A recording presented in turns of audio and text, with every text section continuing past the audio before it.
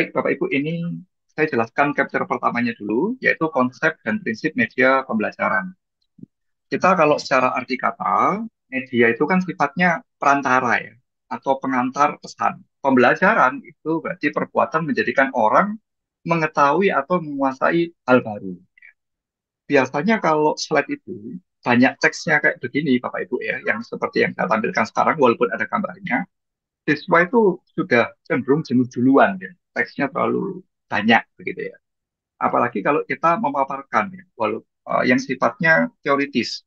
Misal kayak ini, Gagner sama Briggs di 1979, media pembelajaran adalah alat yang secara fisik digunakan untuk menyampaikan materi bla bla bla bla bla.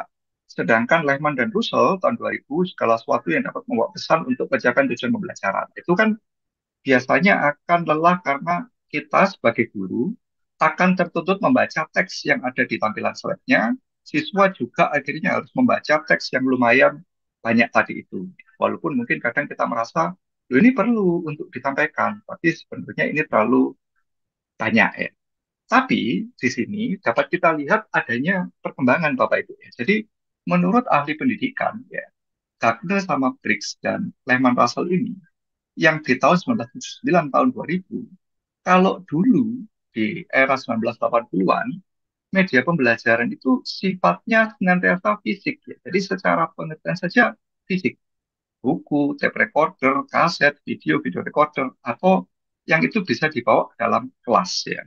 Tapi ketika era 2000 itu menjadi segala sesuatu. Jadi media pembelajaran itu menjadi segala sesuatu yang dapat membawa pesan untuk pencapaian tujuan pembelajaran. Gitu.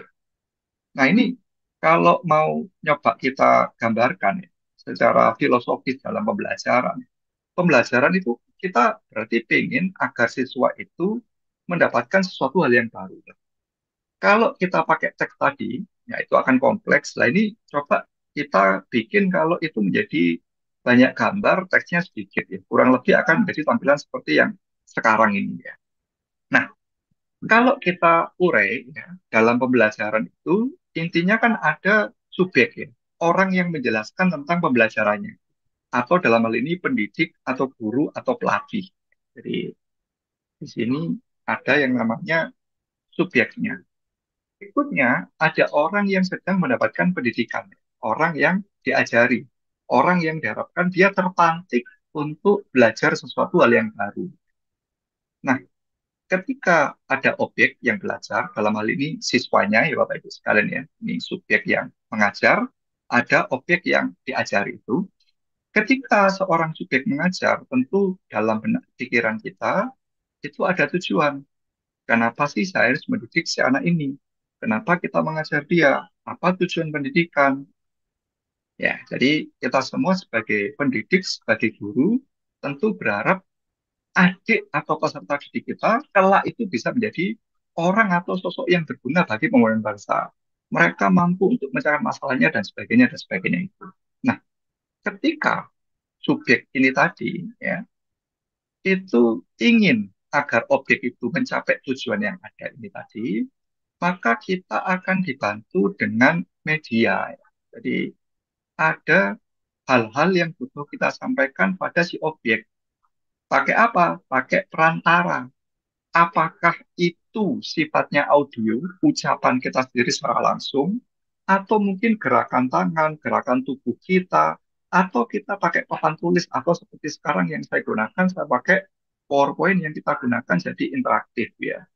Nah, selain itu, untuk mencapai tujuan, berarti dalam pembelajaran ya Bapak Ibu sekalian, ini dipengaruhi oleh subjek pengajar, apakah bisa mengajar dengan baik apa tidak, relevan dengan keadaan siswa apakah tidak, objeknya sendiri apakah ada motif minat belajar apakah tidak, dia mampu untuk menyerap pembelajaran apa tidak, terus ada medianya, dan juga dipengaruhi satu lagi, yaitu apa? Lingkungan. Ya, betul ya Bapak Ibu sekalian, lingkungan. Jadi kita medianya bagus, tapi lingkungannya rame, lingkungannya nggak mendukung, maka akan berpengaruh terhadap apa yang dicapai oleh siswa tadi.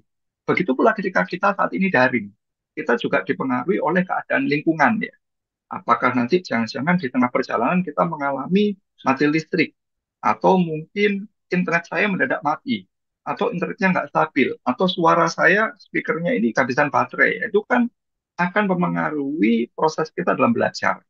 Atau ketika saya mengajar ini, ternyata ada keramaian di samping kanan kiri saya akan memengaruhi suara saya untuk nyampe ke Bapak Ibu. Jadi kalau secara filosofis ya, di media pembelajarannya ini berfungsi sebagai perantara atau alat kita yang menengahi agar si objek tadi bisa mencapai pada tujuan pembelajaran. Tanpa media pembelajaran, kita akan sulit membuat objek tadi itu mencapai pada tujuan pembelajaran. Akhirnya kita gagal mendidik, siswa kita gagal untuk mendapatkan pengetahuan baru, dan akhirnya kurang bisa memberikan manfaat pada masyarakat. Nah, sehingga media pembelajaran ini menjadi salah satu unsur yang penting untuk bisa kita siapkan. Ya. Nah, mengapa media pembelajaran menjadi penting ya? Kalau saya boleh membuat analogi, Bapak Ibu ya, siswa itu ibaratnya itu benih, gitu ya, benih, uh, boleh padi, boleh benih pohon yang bermanfaat, pohon mangga misalnya yang berbuah banyak. Kalau dia itu sifatnya benih, maka benih tadi itu ya, jikalau kita ingin dia bisa tumbuh, berkembang, berbuah yang banyak, bisa memberikan manfaat untuk makhluk hidup di sekitarnya, maka tentu butuh media dan cara yang tepat agar benih tadi itu bisa tumbuh secara optimal. Jadi kita butuh memberikan media yang tepat. Nah, kalau dalam tanaman kita butuh media tanam dan juga cara merawat tanaman itu dengan cara yang benar. Kalau medianya keliru, caranya keliru, walaupun subjeknya punya pengalaman jam terbang yang tinggi dalam mengajar, dalam menanam benih, ya, lantas objeknya itu adalah benih yang baik, tapi media dan caranya salah, maka dia akan gagal tumbuh secara optimal. Saya rasa ini Bapak Ibu sudah sangat melontok ya tentang hal ini. Nah, lantas apa manfaat kita mengoptimalkan media pembelajaran? Bagi siswa, kalau media pembelajaran kita bisa bagus dan tepat, maka akan bisa meningkatkan pemahaman. Bapak Ibu, kita sekarang ini mendidik anak sudah generasi yang mungkin berbeda ya. Bapak Ibu mungkin sekarang kebanyakan milenial ya, atau mungkin ada yang generasi sebelumnya. Nah, yang kita didik sekarang, ini kalau secara risetnya, mereka ini kalau nggak Gen Z, mereka adalah Gen Alpha, Bapak Ibu. Jadi generasi yang mereka sejak lahir, mereka sudah terbiasa dengan internet, mereka terbiasa dengan media. Alhasil, ya, eh, kekuatan daya tarik kita, apa yang kita ajarkan media kita, itu akan mereka cocokkan, mereka akan tarik menarik dengan media yang mereka kenal selama ini. Nah, kalau kita bisa bagus media pembelajarannya, maka bisa meningkatkan keterlibatan dan motivasi mereka dalam belajar. Bahkan kalau ternyata kita bisa bikin media pembelajaran yang itu mereka bisa digunakan untuk mandiri begitu ya, maka mereka bisa belajar sendiri secara manual di waktu berikutnya.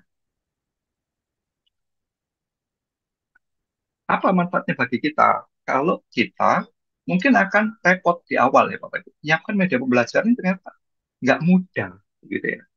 Tapi lebih baik daripada kita itu mengajar tanpa yang namanya media. Jadi kalau kita pakai media seperti sekarang saat ini saya pakai slide, saya coret-coret di slide-nya, maka ini bisa membantu mempermudah penyampaian. Selain itu, kalau Bapak Ibu bisa punya media pembelajaran yang banyak, maka itu menjadi portofolio karya nyata Bapak Ibu ya, yang bisa nanti mungkin dikonversi menjadi poin dan sebagainya itu. Dan yang paling penting kalau bagi saya, kalau Bapak Ibu sudah punya banyak stok ya, terkait media kepengajaran, maka Bapak Ibu bisa semakin mudah dalam kepengajaran berikutnya karena kita sudah punya slide-nya, kita tinggal memperbaiki apa yang kurang baik dari yang sebelumnya dan kita bisa perbaiki saja. Jadi akan mempermudah kita di fase-fase berikutnya.